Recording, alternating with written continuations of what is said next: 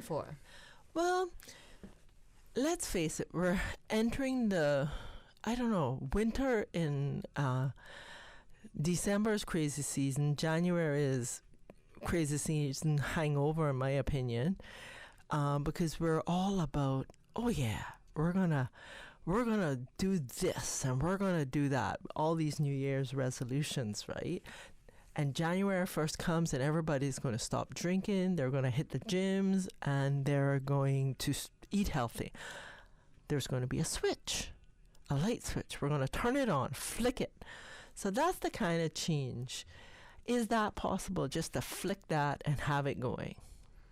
Well, you're a prime example of that.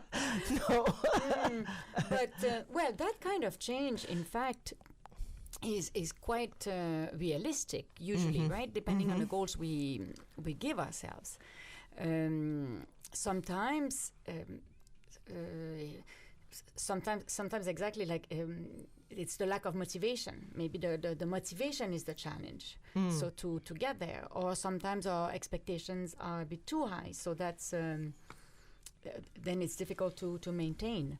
But that type of change, you have prime experience. So we can talk about it. I thought like there's also, if at one point maybe like sometimes there are things about ourselves. About our personality that we want to change. Yeah. And that's a bit more, that's a bit less A plus B equals C. It's a bit more challenging.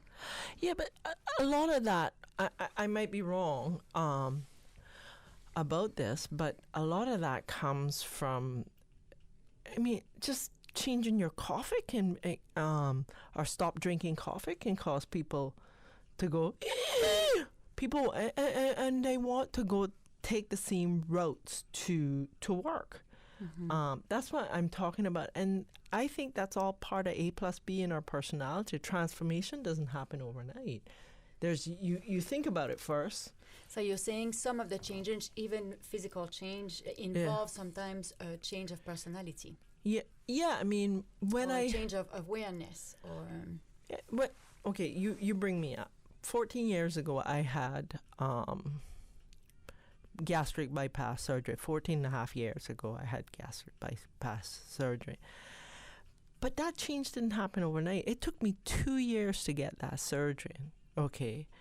And about a year and a half of intensive therapy, because you don't get to 428 pounds because, you don't have a love affair with food. You know, that was my lover and everything else. Yeah. My life was pretty food-centric. So it was changing that up and understanding why. But I had a therapist involved. I mean, that's an extreme example. No, but it's a good example. But what first of all, I know you a little bit. I think you had something with your health that if you didn't do anything, you knew that like something bad was going to happen to you, something like that? Yeah. So it's a good thing that you had the strength to listen to you had enough faith in yourself, or you had also enough desire to live that you decided to change, because that's good for you, because some people, sometimes we don't find the strength to do that, and we prefer to stay in our survival mechanism. The little you. The little us. But like the little us is it's challenging, because don't forget we are brought up, we have a family system, and let's say we are brought up and we are not exposed to anything else. The only way of being in the world that we know is that one. Yeah. So then, but we know too, and you know because you experienced it, and like all of us who experience a little bit of change, the thing is that we don't realize when we're in our small world that all our potential, but also a potential for being multiple people. This thing, like, correct me if I'm wrong, but who you were and your love for food, that will always be there. Yeah, for real. So it's always there, right? But you had to develop. It's like you expose yourself to another part of yourself, another being, and you know that, yes, you'll always be the Tara who was there and the love of food, but you can also be the other Tara who you become. Yeah. It's like we have the possibility, we have the potential as human beings to be multi-beings, and that's not my invention now. I like so it's Kenneth Gergen and all the people at the Taos Institute, when they talk about relational being and the fact that we are not one being, we are multi-being, meaning we have the potential to become and to develop many things. Right. So sometimes rather than seeing as, okay, I need to change this. This is not good of me, and I need to remove that. It's like it's easier. I find it a little bit easier to know that no, that's fine. It's one of your beings, and now you can develop another one. So then it allows you to, you have the sense of you don't need. It's less of a loss, of a grief. It's more of a transformation and a development of something else. I love how you brought up that grief, because I think that's where we get caught in the quicksand or the mire of change, is that discomfort, that grief of you're going to lose something. You have to lose something to gain something, or whatever the thought process is. I know that I was told when I lost the weight that I would go through an intensive grief process about food. I was like, and I didn't understand it at the time, and I did. For 6 weeks, I really grieved food. And coming out I had tremendous amount of support. I had my parents, I had my siblings, and my partner, my therapist, okay, and I was determined to also make those changes. So it wasn't just, and I talked about it. I just didn't keep. It was very shameful. In fact, it still is to say, I really loved food and I grieved it. But yeah, I got pretty depressed. Because I wanted, and it wasn't, I never thought I ate bad or I ate a lot, actually. Now that I'm on the other side of it, my food choices were poor, all right, and I did eat a lot. I mean, so breaking out of those things, it exposed me to healthy foods, a different set of people. Oh yeah, you had to, up to the point to change your environment and to changing your friends. Yes, I mean, I still have the same friends. Thankfully, and I still have my partner of 23 years. So that didn't change. I mean, although I was told that more than likely relationships split up, and that didn't happen. But there's been a lot of work. On me, and a lot of communication too. So I think that's why I became a health and life coach, because you don't understand a lot of it. Yeah. Well, for you, if you look at the stages of change, yes, the worst part for you was it? Is there one of the stages that was more difficult, like the? I know you contemplated for 2 years before you got the surgery, or you knew then, like you how did you make your decision? How did you come to make a decision? Well, a number of things happened. I broke the bed. There was a lot of managing, like, could we go to restaurants, flights. I had to travel with someone because otherwise I would have to buy an extra seat. A lot of shame going on there, and I realized that I wasn't living. And one of my niece asked me why I walked like a duck, and that was it. I went to the doctor because there was a lot of issues going on about bariatric surgery at the time, and anyway, I fought a battle and I won. Yeah, it's amazing. But all this period that you were like listening to the voices that that were not really nice to hear. Like you're telling me, you were aware, even though you didn't want to listen to it too much, but you were aware that going on the plane was going to be difficult. That sitting on the chair was going to be a challenge. That and then the bed. So all these I don't know for how long you were aware of this, but that would be the contemplation, contemplation stage where you're not necessarily aware, but you're kind of not thinking that there's a need for change. You're happy, but things happen, and then that would be the pre-contemplation. You're happy, you're fine, and then in the contemplation, it's when you realize, when you realize that you're not totally happy, but you're not necessarily wanting to change. So that could be a long time. For myself, for example, wine. I don't want to say, but I do enjoy wine, and there's always and I think it's something on island as well. There's always the debate: is it okay to drink one glass of wine every day? Or, well, we know when we start one, we always often have 2 or 3. And then do I want to go for from 7 days to 5 days? Can I do it just on weekends? Not in it's a similar process. Yes. And then, but before, so that's pre-contemplation is like, we're happy, there's no problem. Like bliss is, what's the expression? It's heaven. Like not knowing is bliss. Like not being aware is bliss. You're happy. I'm enjoying life, or for you, yes, I'm enjoying my food. Everything is okay.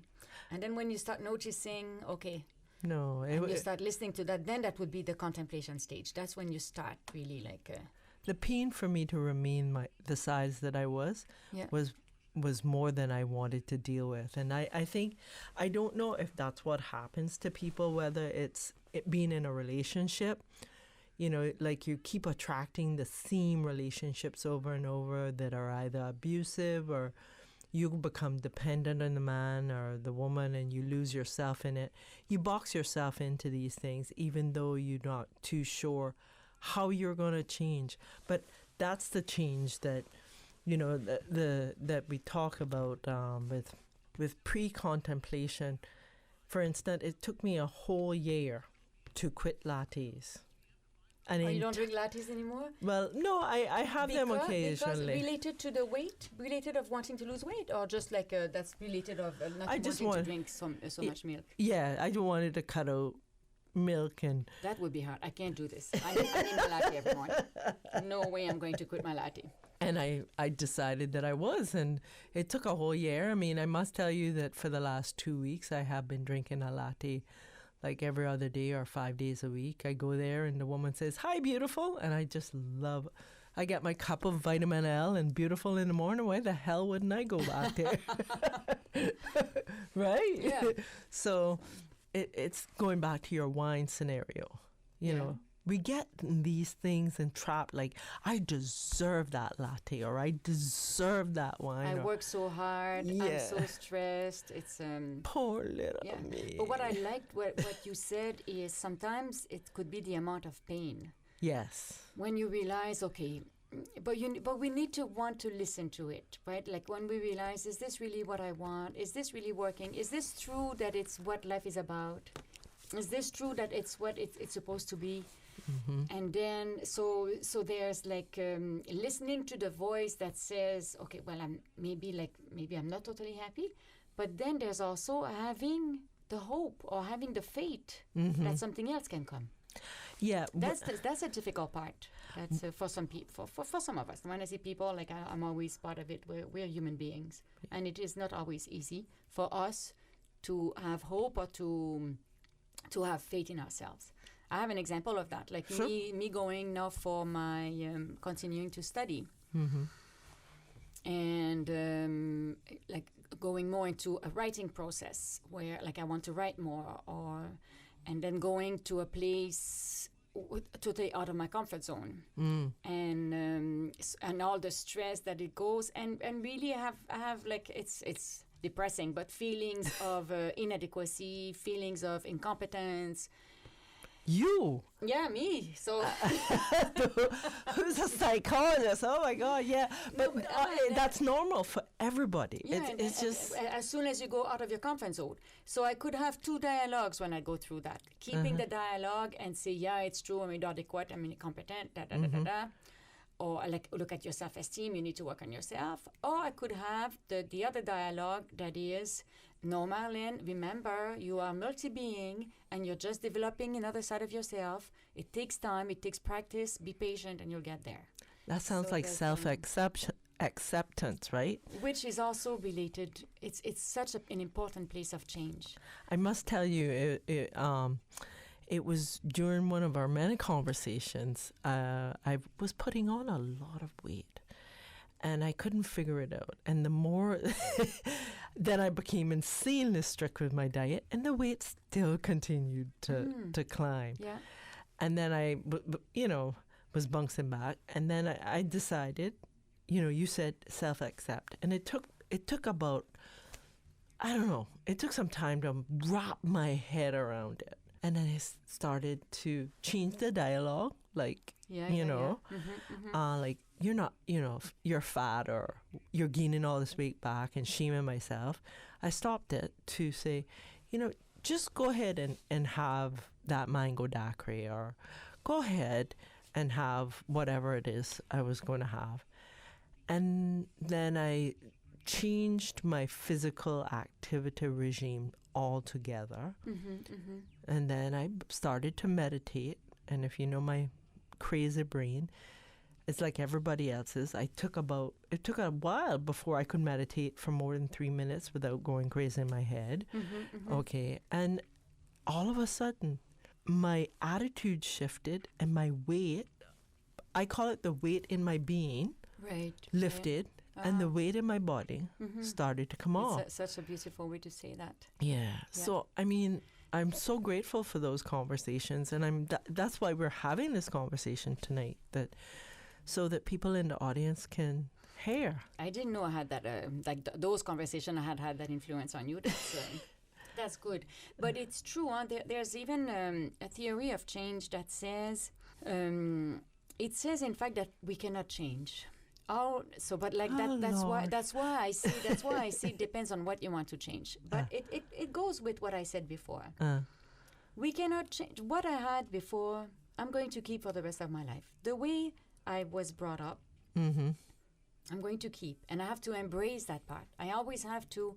That's how I survived. That's how I made it up to here. True. So, if you want to know my things that are difficult in my personality to deal with, but coming from a place of people determined and very strict, so developing a rigidity or getting so emotional and so passionate and so intense and then screaming when I get angry or like looking like this hysterical woman or so these that are things that I worked on and I still work all the time, but these before I could do anything with it, I needed to embrace them and stop judging myself for them. Understand that it comes from who I am. It's come from my upbringing, my environment, all the relationships that I had in the environment that I had. That gave me a being. I'm imprinted. So once you embrace that, in terms of the embracing means stop judging it, and it's understanding where you come from. And then after that, it's like the relationship to your problem changes. And then you're able to do something. Like there's a movement that starts happening. Like you,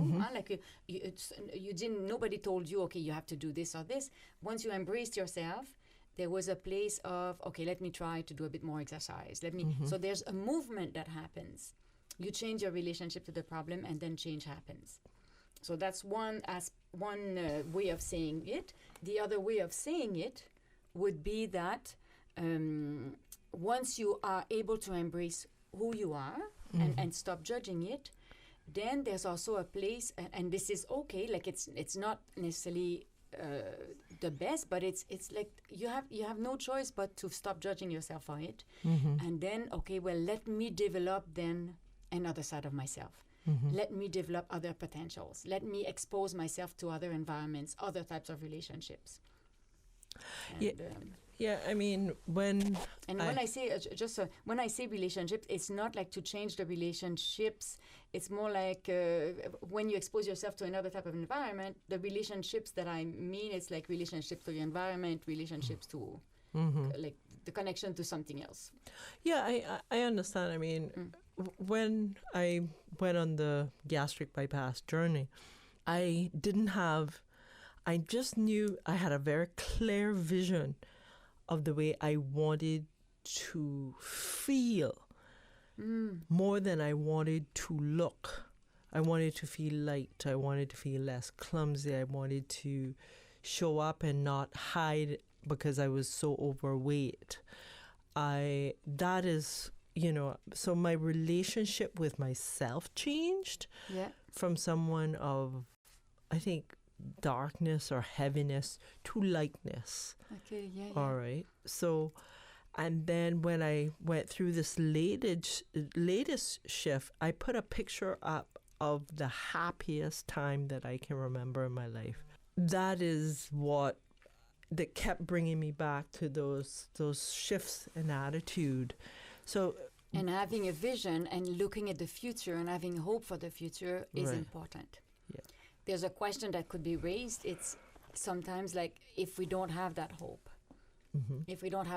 how do we get there? Like, how do we get that hope? That's yeah, and that would be, how do we get that hope? That would be in our second part of this show. Yes, we can discuss. Like, we all have examples of places that were a bit more difficult, and then whoops,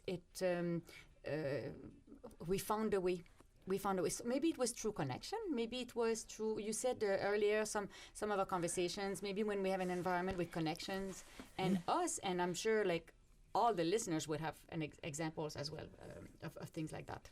Yeah, I mean, some of the thing that the research says about change is if you do some morning questions as if, well, the first thing I believe you do is try to practice gratitude for where you are right now and being happy. And then the other thing is what's one small thing I can do to, what is one small thing to do that I can continue my joy. So it's something to find, it's like you're in the present rather than it being a past-based question, and that you're seeking the answers, and normally is it one of your it's one of your practices? Yeah, in your coaching, right? Yes. In your coaching, that I and you had this challenge recently. Yeah, that's really good. Yes. And exactly, you look at you embrace yourself.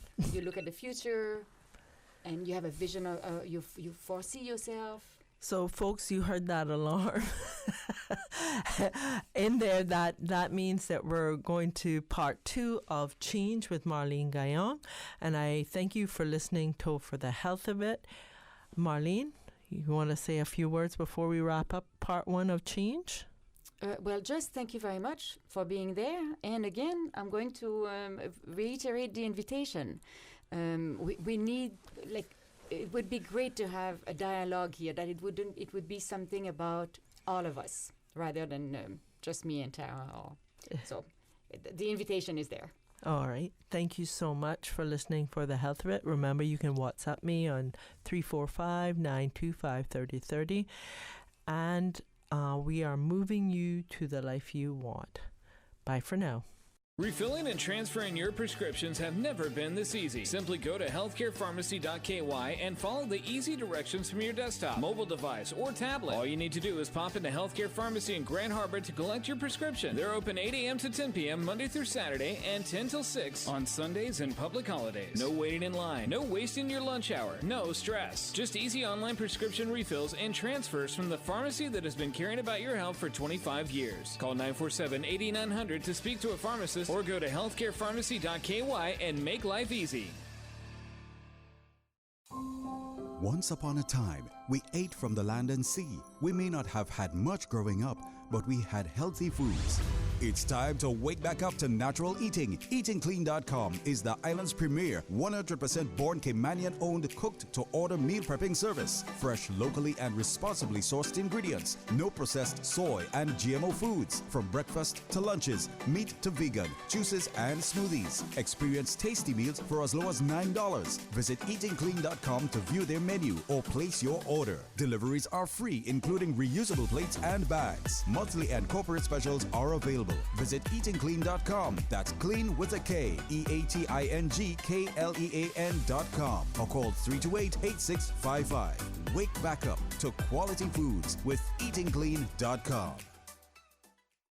Did you know that becoming a member of the Cayman Islands Civil Service Association is a quick and easy process, and the benefits are immense? It's as simple as completing the enrollment form, which you can find on the website www.cicsa.ky, and return it to any member of the Management Council or Secretary Ms. Zita Bodden at the Registrar's Office on the first floor of the Government Administration Building. It's only $5 per month, which is automatically deducted from your salary. Yes, it's that easy. Remember, the Cayman Islands Civil Service Association membership is open to all civil servants, statutory authority employees, government company employees, and all retired civil servants. CICSA, promoting and protecting the welfare of our members.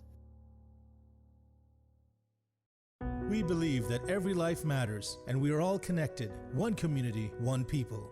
No matter where you live, Holy Cross Hospital of South Florida is breaking down the borders that should not exist in advanced healthcare. At Holy Cross Hospital, we have opened our doors to the world, bringing you exceptional healthcare. The multicultural staff features doctors and nurses providing top quality, compassionate healthcare while making patients feel at home. Our Holy Cross International Services team provides guidance to patients and their families throughout their travel, accommodations, and recovery. Quality medical care and advanced technology with sincere compassion and understanding. Your trusted health partner for life. Learn more about Holy Cross Hospital. Email international@holy-cross.com or call 954-351-5906.